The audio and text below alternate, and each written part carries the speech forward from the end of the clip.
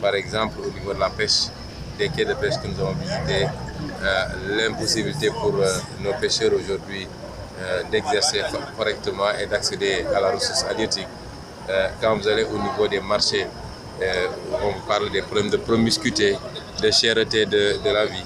Quand vous allez au niveau des gares routières, on parle des problèmes liés au transport, notamment les fameuses visites techniques, le permis à point, mais surtout l'état des infrastructures dans les gares routières et du parc automobile. Donc le constat est unanime. Ce pays va très mal et on n'a même pas besoin de ça parce que nous le vivons tous les jours. Même si on peut avoir les moyens de s'en tirer, on a tout autour de soi ses proches, sa famille, ses amis, etc. qui, eux, sont vivent cette situation-là et vous sollicitent tout le temps.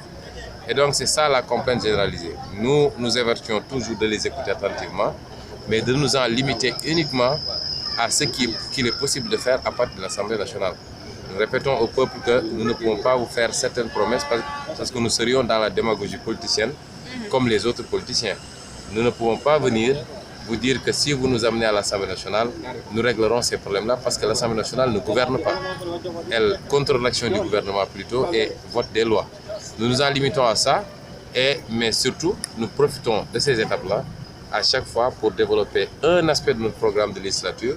Par exemple, tout à l'heure, au niveau du marché de Diourbel, on a beaucoup développé sur les accords de partenariat économique qui, si elles sont ratifiées par l'Assemblée nationale, puisqu'elles ont été déjà signées par le président Macky Sall, risquent de tuer le commerce dans ce pays